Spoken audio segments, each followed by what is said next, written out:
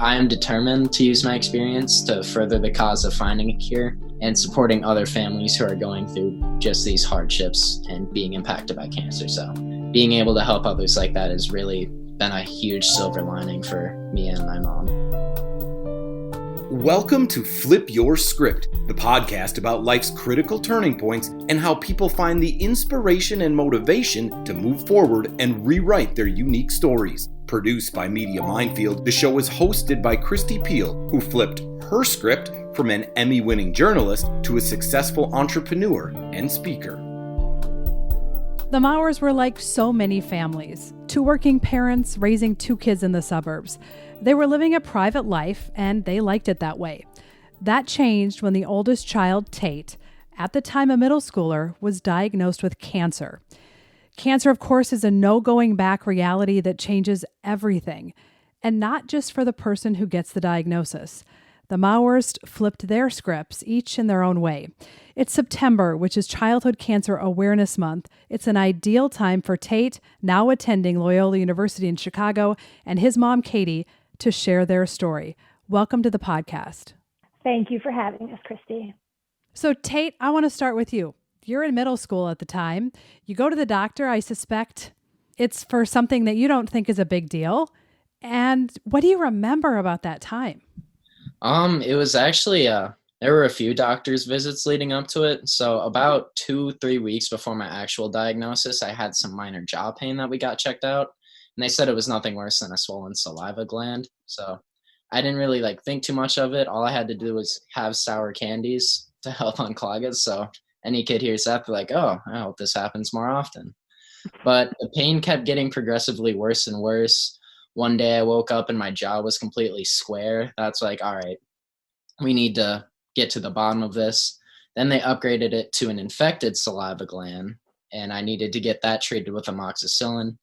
And from there, the pain got worse and worse. And then I got a CT scan on my birthday of that year. And then the next day, which happened to be Thanksgiving, that's when I got the official diagnosis that I had stage 3 cancer. And hearing that for the first time, it seems like something out of a bad dream. You hear about all the horror stories, but you could just never imagine it being you. So there was a lot of silence in the room.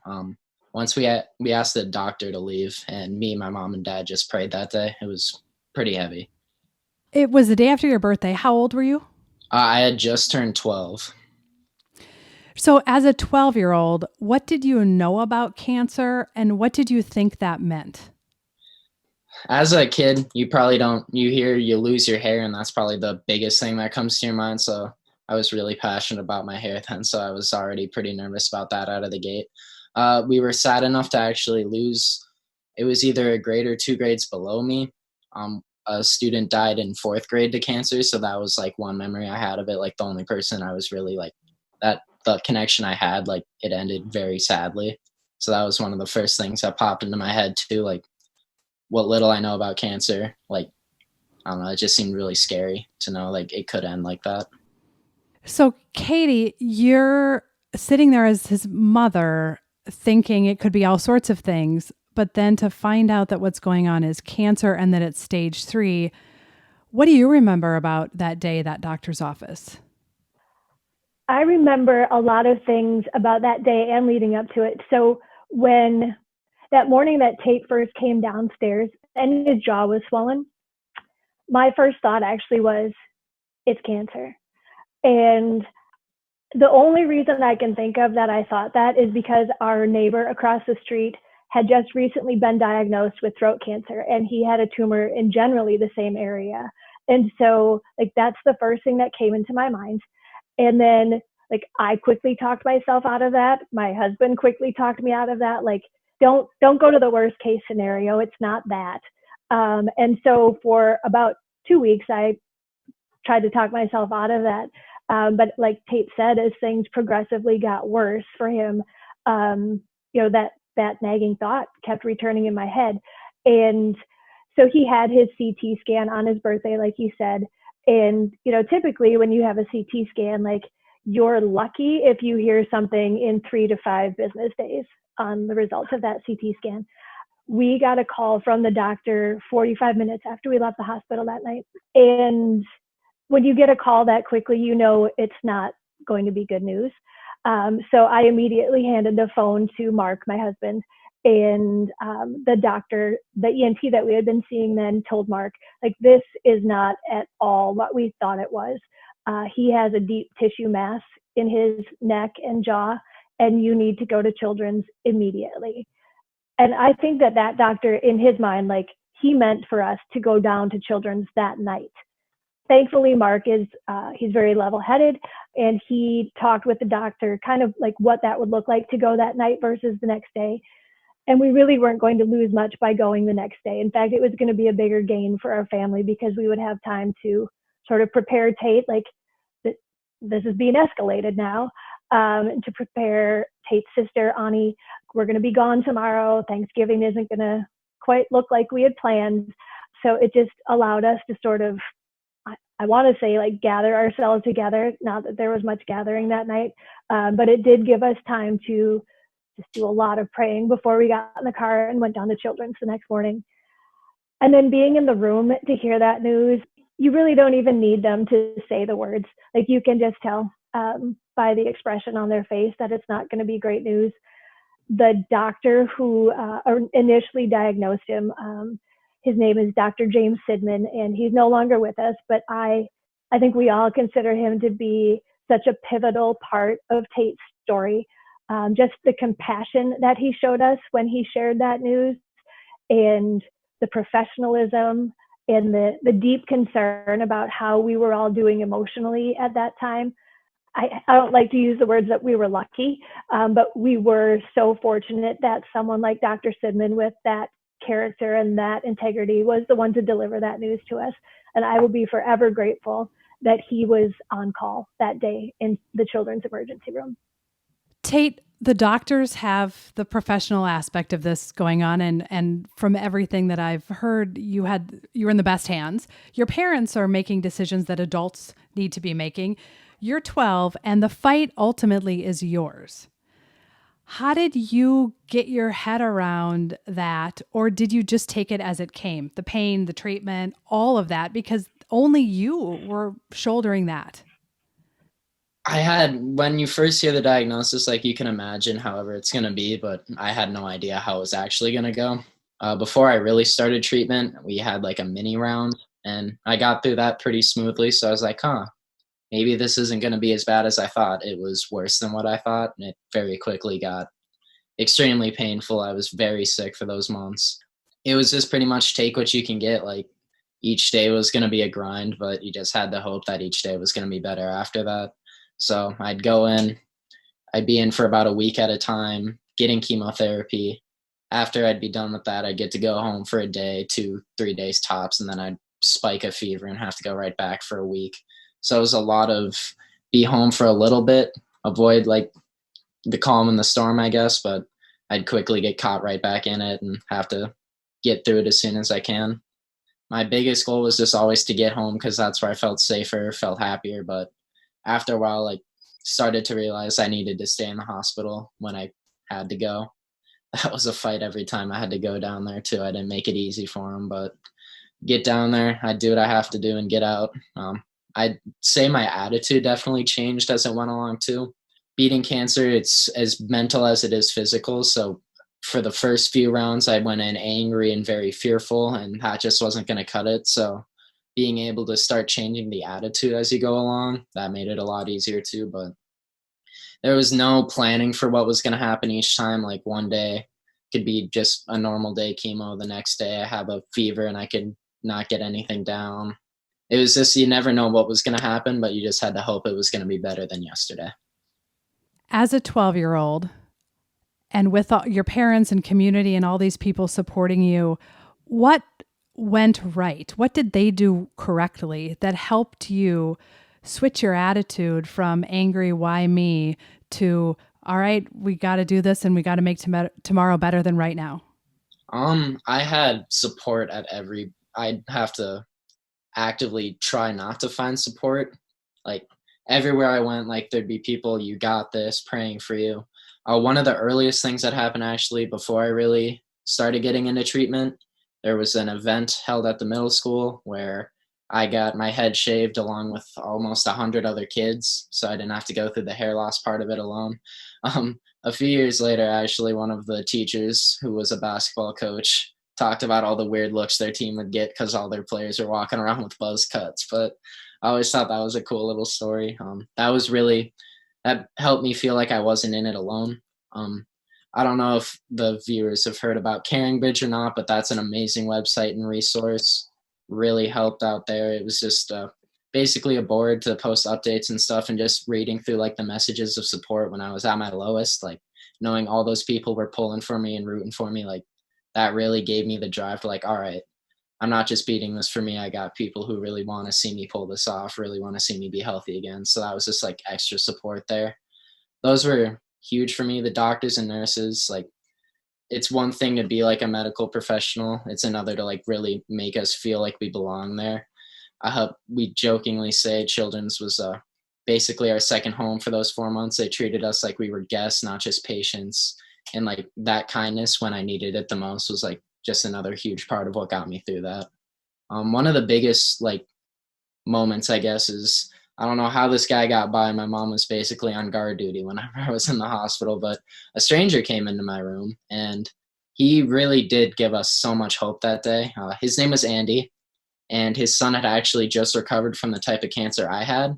So he had business in Minneapolis that day, and he stopped by and he really wanted to give this family hope, and that he did.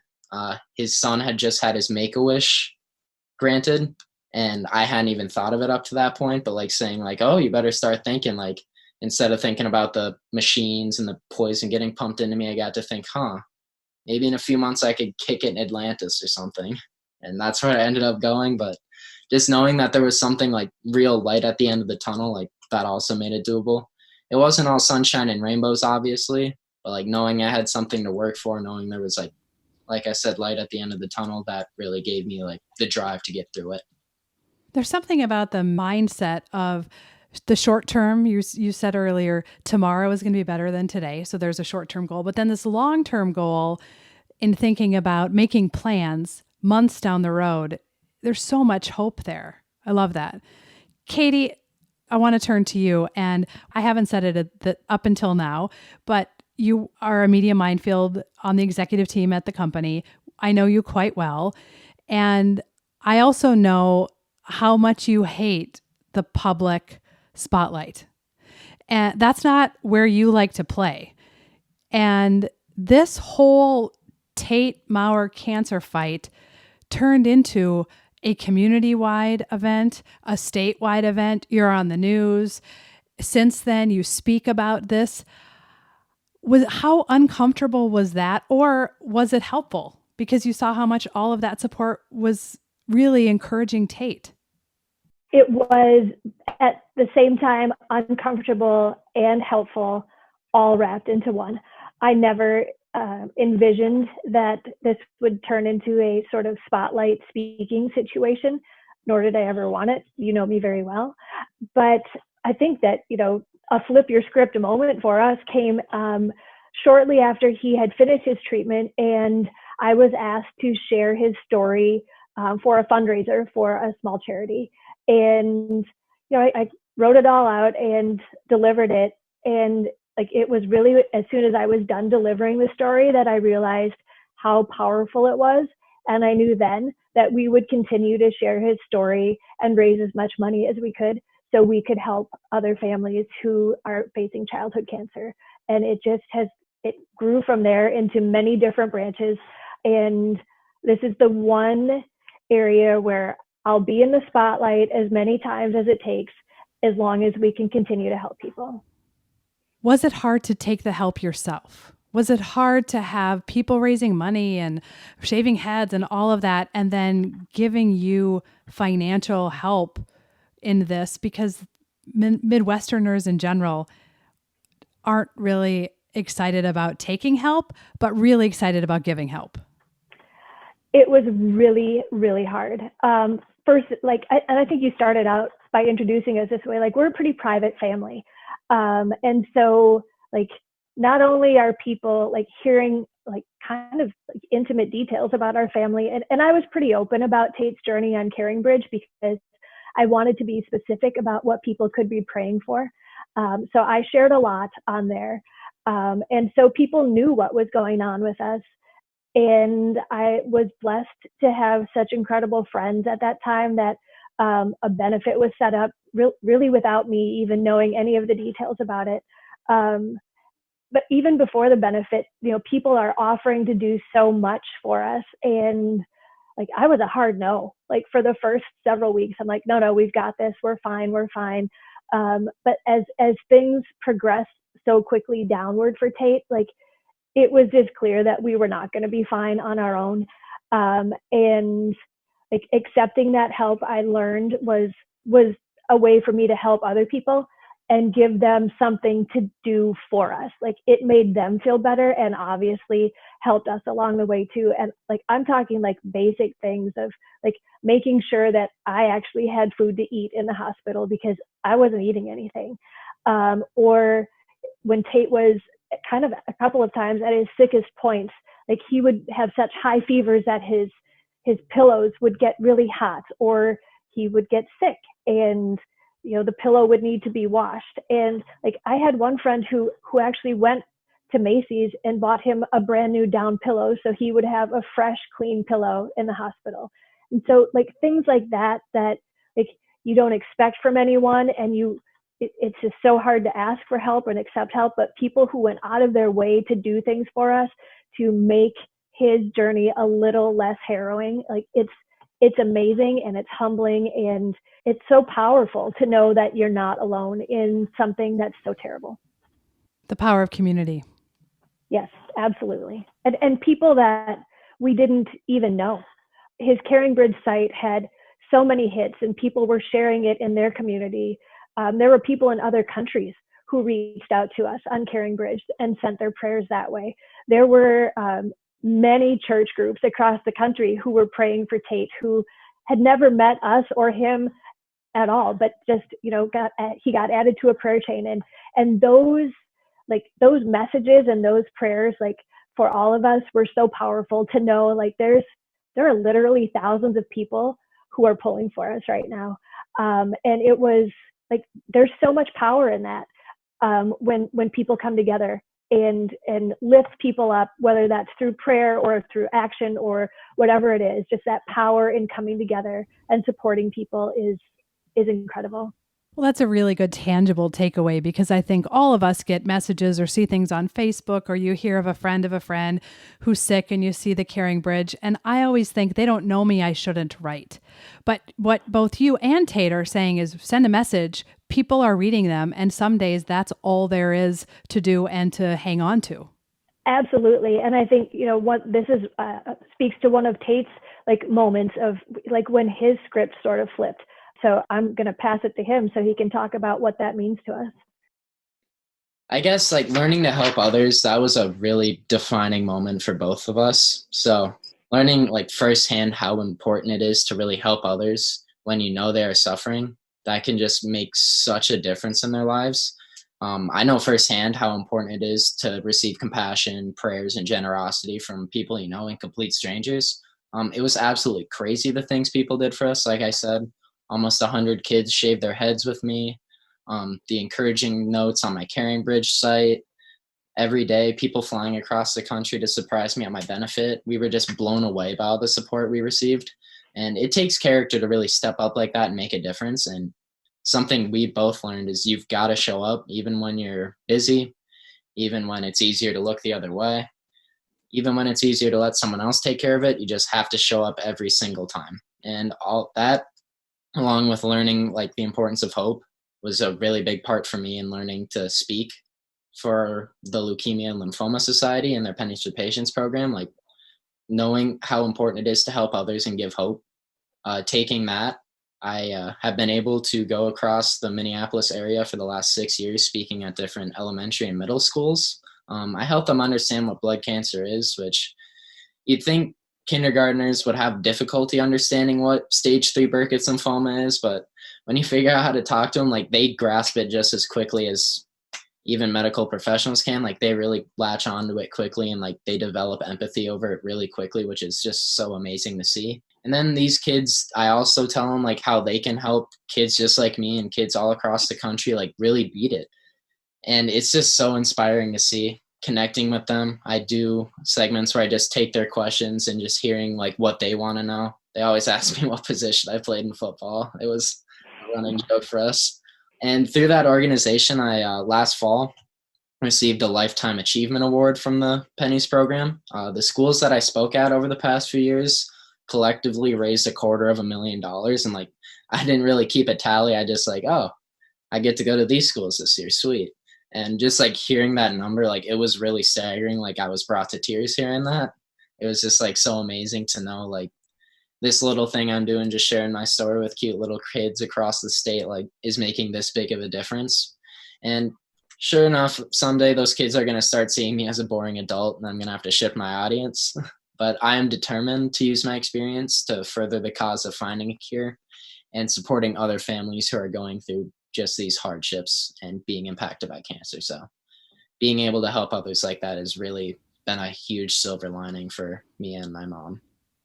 Congratulations, Tate, on taking something so difficult and turning into something that is helping people in so many ways.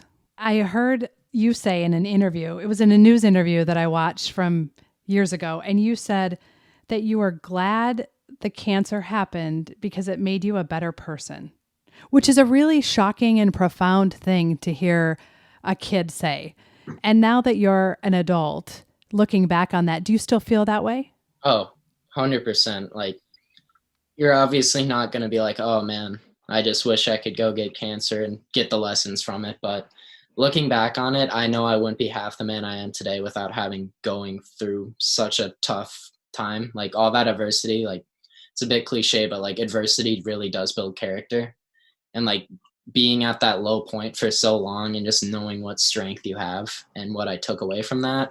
And like I said, like having this platform to really make a difference afterwards, like I would never speak at these schools if I didn't have cancer. I wouldn't be able to raise this $250,000. I wouldn't be able to do a lot of things if I hadn't had cancer.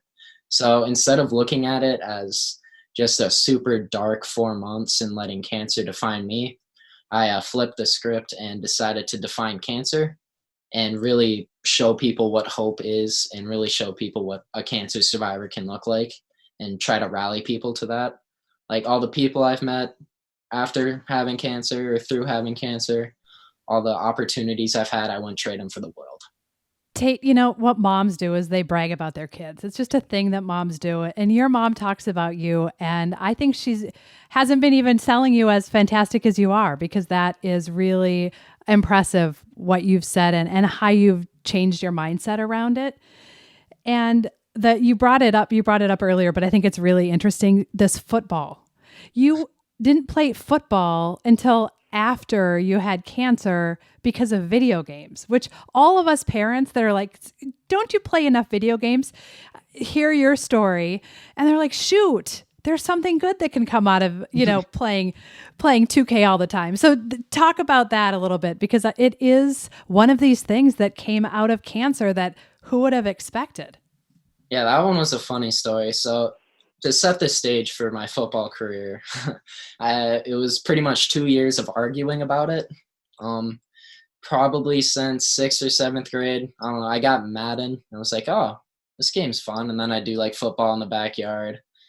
I always tell mom it's two-hand touch, but we're young boys, we're playing tackle. And then I just kept, Mom, let me play. And it was always no, no, no, no. And then one time, we were lucky enough to speak at a Minnesota Vikings fundraiser put on by Trad Greenway. Great guy. My mom being able to meet those football players, like, oh, they're not just athletes getting their heads bonked around, they're really making a difference. And Kyle Rudolph was actually one of the people who really pulled for me to play football. He's like, oh, it's a great sport. You really take a lot of character from it too. And I think the nail in the coffin for her is one night after another heated argument, I just told her, Mom, I only live once. And just kind of walked out and like, oh, I knew I was going to get her on that one. Next thing you know, I got signed up, played 8th grade through senior year. I wasn't on the field too much, but my voice was always heard on the field, and I'll take that every time. It was all really fun just being out there. Something I never would have done if I hadn't gone through cancer, but really making friends, working out, getting everything all figured out, like really, again, like defining myself as a man. It was just a really cool thing to come out of cancer, and it was super unexpected too. So, Katie, did you want after cancer? It's such a weird thing, and I've been thinking about it for, knowing we were going to do this interview. On the one hand, after a cancer diagnosis, you'd want to take your kid and put him in a bubble and never let him out of the house.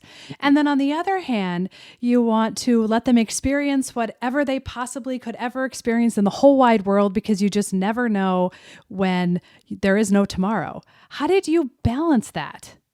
I'm pretty sure that if I could still keep him in a bubble, I probably would.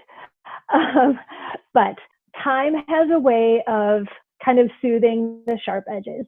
And I have come to learn that like a parent is only as happy as their saddest child. And so you really need to embrace the things that make your kids happy. And he did win me over with the "I only live once" comment with football. And I will admit to emailing the 8th grade coach before I signed him up and made the coach promise that he would not put Tate on the line or put him in harm's way whatsoever. And he did promise me that. But I knew how happy it was going to make Tate. And like, I always worried when he was playing, but I knew that that's what he wanted to do. And just seeing the joy that it brought him, like that outweighed my worry, I guess. I mean, I still worried, but seeing him so happy and being surrounded by other kids who loved the sport as much as he did, and it was what we needed to do. And so we did it. And you had a couple of professional football players pressuring you. So that also no pressure there at all. Served Tate really well. We don't do it small at the Maurer house. Tate, this all happened in a relatively small suburb of the Twin Cities, and you were Tate, the kid who beat cancer. You were Tate, the kid who beat cancer your entire high school career. People knew who you were, especially where you live. You choose to go to college in Chicago, where no one knows Tate the Cancer Kid. You could redefine your future. You could leave cancer in Minnesota. Was it hard to be just one of the students at Loyola? Or have you chosen to bring this part out of you because it has defined you in such profound ways? Honestly, like even through high school, I was it kind of faded away. Like even there'd be days where I'd wake up or like I wouldn't even, like no one really remembers, honestly. Like I will go like, oh yeah, I'll like think about it before I go to bed. Like, oh yeah, I had cancer that one time. That was weird. I don't know. So it's just like something that kind of like faded away. Like obviously I can still bring it up and like I'm really forthcoming with it. So if like people have questions, I'd love to answer them for people. I'd love to spread awareness, like let people know what I know. Whenever I hear someone's relative has it, I let them know right away. Like, all right, here's the resources we used. Tell them, talk to my mom. She's got every resource in the book. But even when I went to Loyola, I've lied low a little bit. People, like my close friends, like I let them know, like, oh yeah, it's a cool thing about me. I always blow people away when we do the icebreakers on the first days. Like, oh, I have 2 dogs. Oh, I had cancer. Like, that's a good way to really break the ice, kind of show that part of me off pretty quickly. But it's just something you kind of go with. Like, I was okay with kind of fading into the background. Like I do when I'm on stage, that's when I really own it, but I don't let like being a cancer survivor be like my forthcoming trait. Like I let what came out of that, like sense of humor was a big thing. Like laughter is the best medicine. We took that to heart. Like I think my sense of humor increased from that, and just like charisma and stuff. So instead of like coming out, it's like, oh yeah, I'm Tate, I had cancer. I'm just like, hi, I'm Tate. And then maybe later on, like, oh yeah, I'm also a cancer survivor. So I'd say that's how I treat it. And how do you want all that you've learned to play into your future, your career? Definitely knowing that things might be tough, but they could always be worse and they could always be better. So just knowing like you're not going to always be in the same spot you are. Like everything has its ups and downs, but like knowing to really enjoy those ups and knowing that you can truly get through those downs, like both of those go hand in hand, and like they make life just so much more enjoyable. And knowing I was so close to losing mine, I've learned to treasure it, and every opportunity I can, I'll take it. Always looking to do the next big thing, next fun thing. So it just really teaches you to not take anything for granted. Like I try to treasure every day and have a good time as often as I can, because you just come to learn you might not be here for a long time, but you can sure be here for a good time. That's fantastic. Katie, we have known people, because we've worked together for a few years, who have had diagnoses that have been difficult, cancer or otherwise, or have gone through hard times in their life. And you're the first person to come in and say, okay, we're going to do something. We should do this, or we should do this, or I'm going to call them. What advice do you have for the rest of us who haven't been on the receiving end of what you saw Tate and your family receive? What advice do you have for us when we hear that someone has a diagnosis that's difficult or their family is going through something difficult? What should we do? And what shouldn't we do? Both really good questions. I think the absolute most important thing you can do is to say something and acknowledge it. It is so much easier to not say anything until you think of exactly the right thing to say, or the right card to send, or the right gift to give. But that silence it's so hard when you're the family who's impacted and you're not hearing from someone you thought, was a good friend or a close family member, and you're not hearing anything. It's deafening. And I think it's better to say something. Most people know that, whatever you say, like, you're coming at it with the best of intention. And so just letting them know that you know the news and you're there in whatever capacity they need you to be there. And I think one of the best things to do is not ask what you can do, but just do what would feel good to you if you were in their position. So maybe that is going to the store and buying paper towel and toilet paper and Kleenex and just leaving a big delivery on their doorstep. Or maybe it's just putting a check in the mail for them. Like whatever you think you would need at that time, do that for someone else without asking. Because the second you ask someone, what can I do for you, the answer will always be, I'm fine. Like I could never actually tell someone what we needed. They just sort of had to guess. And I was blessed that we were surrounded by people who were good guessers, because they took tremendous care of us. But if someone were to ask me specifically, like, what can I do for you? What do you need? What do you want? I would have said, nothing, we're fine. And we were not fine. And you had bigger problems in your life than whether or not you had paper towels. So it makes sense that you couldn't even answer the question when someone asked. My kid is in the hospital fighting for his life. I don't know. I guess I need to eat. Your mind doesn't go to the tactical thing. So that's such good advice that the words might not be right, but it's important to say something. Yep. And do say something. It more than once.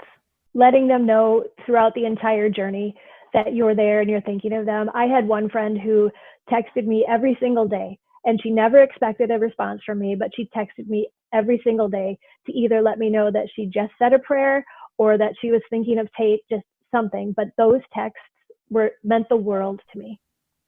Great advice. And it is Childhood Cancer Awareness Month. Thank you both for continuing to share your story, because the stories make it real. They help other people. And awareness is so important, because cancer is such a hard thing anyway. But then kids' cancer, a lot of people hear it and they want to go the other way and not have to deal with it or think about it. And hearing both of you talk, and Tate hearing your experience, is really helpful, and yet not easy to deal with or to talk about again and relive some of that. So I appreciate that.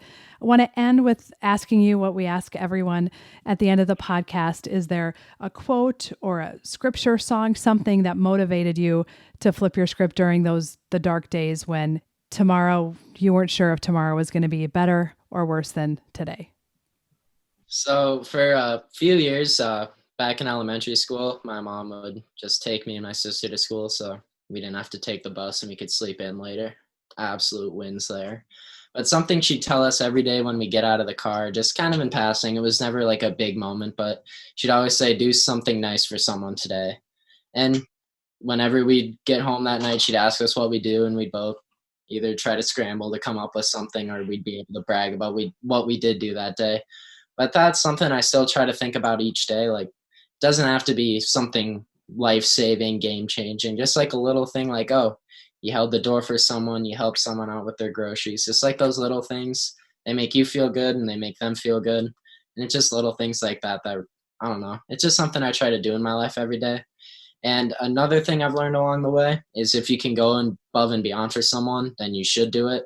I think the quote that best ties to that is always go the extra mile. It's never crowded. It's one thing to do the minimum school-wise, like people try to do it, but when it comes to helping people, like you always got to go above and beyond. Like if you can be the person that makes a change for them, like there's not anything in this world that can replace that. Like just knowing you made that difference is a feeling really special for you and the person you made a difference in. So I'd say those two quotes are probably the biggest thing for me. Thank you. Katie? It's hard to follow that. Early on in his diagnosis, someone sent me a Bible verse, and it has stuck with me ever since then, and it's Romans 12:12. Be joyful in hope, patient in affliction, and faithful in prayer. And I mean, I feel like that's a daily verse that I say to myself. And we have definitely that joyful in hope piece is really what got us through all of this. And then there was a song too that I don't know, it was playing at just the right time. And I looked back through my notes, and it was 9 days into his journey when the song really resonated with me. And it's 10,000 Reasons by Matt Redman. And just reminds me to be thankful at all times for all things. And that, you know, when I look back and I trace the hand of God through all of this, it's pretty incredible when I see what his plans were. I didn't believe it at the time. It's all in hindsight now, but wow, it was just the things that came out of Tate's cancer have been life-changing. And like Tate said, we are all better people because of it. It's hard to follow that because we want to protect our children, our family. We want nothing but health. We don't even want a stomach ache. And to hear both of you talk about how that difficult, dark time brought out the best in other people around you, the best in your community, and the best in each other. There's something for all of us to take away from that. Thank you. Thank you so much for letting us tell this story. And I do hope that, you know, it helps others realize taking action and believing in your ability to help someone is just, it's so critical, now more than ever. And what I love about what they shared is that there is no right thing to do or right thing to say, but the wrong thing is to do or say nothing. Show up even when you don't want to. Give someone hope. It doesn't have to be big or bold or flashy. It can be a text, and that text might hit someone at just the right time. The power in community and how communities rally and support, and the person who's struggling needs to know that they're in a fight. They're going through a hard time, not just for them, but for a whole group of people who's supporting them, and the power in that. The amazing thing in listening to Tate talk about how to take something and turn it around, and how his whole world shifted when his mindset shifted to look to tomorrow and look to the future, and the importance of family being there no matter what, and that better days are coming. My hope is that Katie and Tate's story empowers you to believe you're capable of more than you think, to discover motivation, to uncover inspiration, and to find the strength to turn the page. Thank you for listening to Flip Your Script, hosted by Kristi Peel and produced by Media Minefield. If you like our message, please be sure to give us a 5-star rating and subscribe to the show wherever you listen to podcasts. You can also check out flipyourscriptpodcast.com for pictures, resources mentioned in the show, and information about our other great episodes.